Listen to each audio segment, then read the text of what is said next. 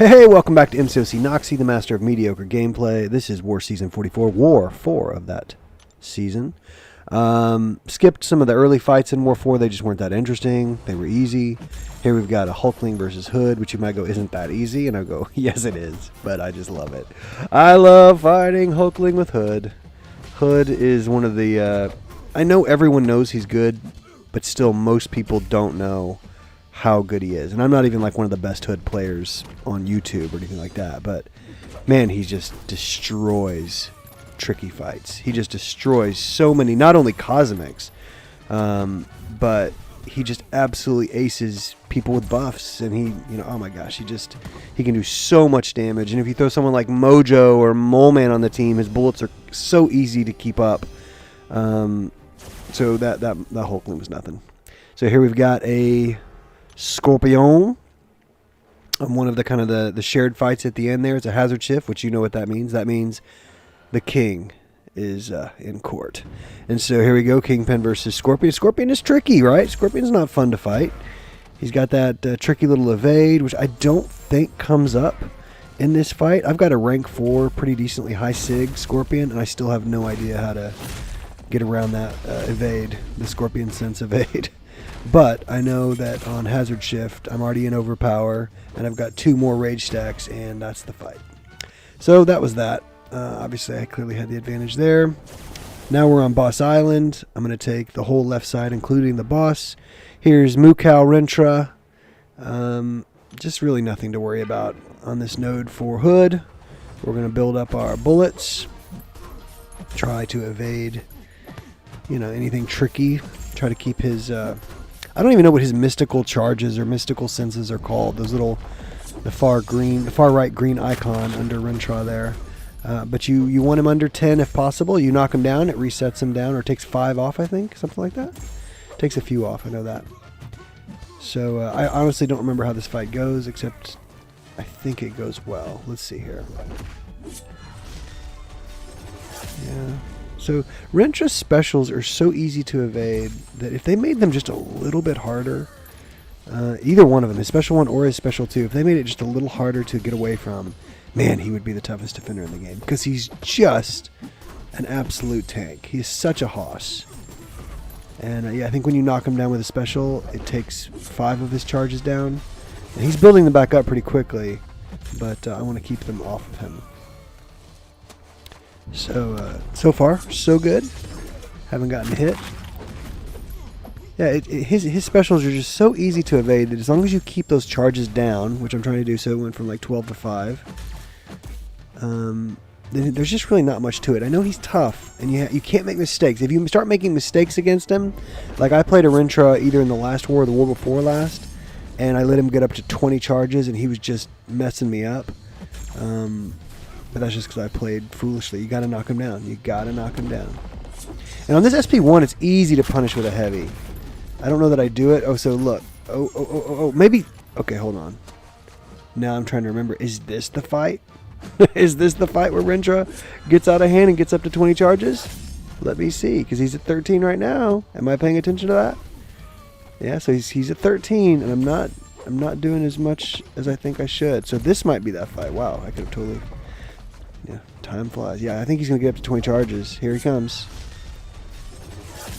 And I'm not paying attention. Yep, that's it. I'm not aware that he's at 19. Yep, so there he goes. Unstoppable. He roots himself down. He's sitting there at 20, and I'm like, oh, the fight was going so well that I wasn't paying attention. So there he is, rooted again. I'm going to have to take some chip damage, try to evade a little bit. Trying to watch out that timer, so that's gone now. The 20 charges is back to 0, but he's almost red. So I got to evade a special 2. Everything was going so well, but I lost track of the fight. And I think I'll probably just heavy him, and that'll do it. There we go.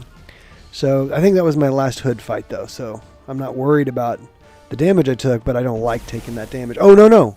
I think I have another Hood fight. So I healed Hood. These are the first 2 potions I've used all season. Put 2 healing potions into him. And then now we've got our Gallon fight. So just want to keep him to his SP1 as much as possible. Going to try to build up the bullet charges on him. Did not want to get pushed to red, but oh well. You wanna fight Gallon with Hood using that SP2. You kind of don't ever want to use the SP3 unless the fight for whatever reason particularly calls for it. But man, you really want to stick to that SP2. I almost never use the SP1, and I almost never use the SP3, but sometimes I do get accidentally pushed to it because I have high MD. So someone like Gallon or Hulkling, they could push you red pretty easily. So now I'm aware of it, and I'm like, no, I want to stay at SP2. Thank you very much. I'm already back to SP2, and there I am red just from MD right there. My MD is probably a little high, but there goes the fight. So Hood is just so fun.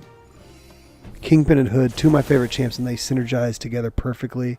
It's just like chef's kiss. So here we've got this awesome Korg. 7-star, I think only rank 1. Korg.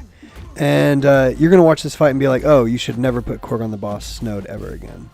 Because everyone's got a Kingpin. Or enough people in your alliance will have high-ranking Kingpins. And you're just going to watch this fight and go, oh, that's that. There's nothing to the fight. Because his specials are so easy. They do such little damage. All you have to do is get his shielding down and then just punish. Don't push him to SP3 because he does have a hard-hitting SP3. But what with Kingpin, you're going to keep healing up from the chip damage and the block damage. And the fight is long, but it's easy. It's boring. Like you just shouldn't put Korg on a boss node. Korg is great, but he is not a boss defender anymore. So we're going to keep pounding in, knock the shield down, shatter the shield. Keep that degen up as often as possible. Ooh, backed up a little slow, but look, it did very minimal damage. He caught me in the backup. That's when I find that I get hit by the SP1 of Korg, is if I'm already sliding back when he goes into it. I'm like, oh, crap. So, just bait out the heavy, bait out the heavy. I mean, it's just rinse and repeat. It's just so easy. You just know, okay, I'm going to take a lot of hits into my block. I'm going to bait out the heavy. When he throws the heavy, I'm going to back up once, and then I'll come in and punish the heavy. He likes to throw his SP2. Give him a chance, and he will. He's not one of these guys who's stingy with his specials. He likes to throw it. And obviously, the longer the fight goes on, the fewer shield charges or whatever it is he has. So they become less and less over time. So like I think he starts with like 8 or 9 or something like that. And then the more you knock it down, the fewer it comes back. So like, let's see. Yeah, it's 4. It only came back with 4 rock shields this time.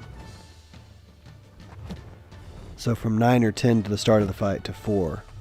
It's great. So there I got caught with an unblockable. Just wasn't paying attention. It's no big deal. Very minor damage. Get back and control the fight. I did get pushed to my SP2, which I didn't really want. I want to keep the degen on him because the SP1 lowers ability accuracy, does all kinds of great stuff. You want to stick to the SP1 and SP3.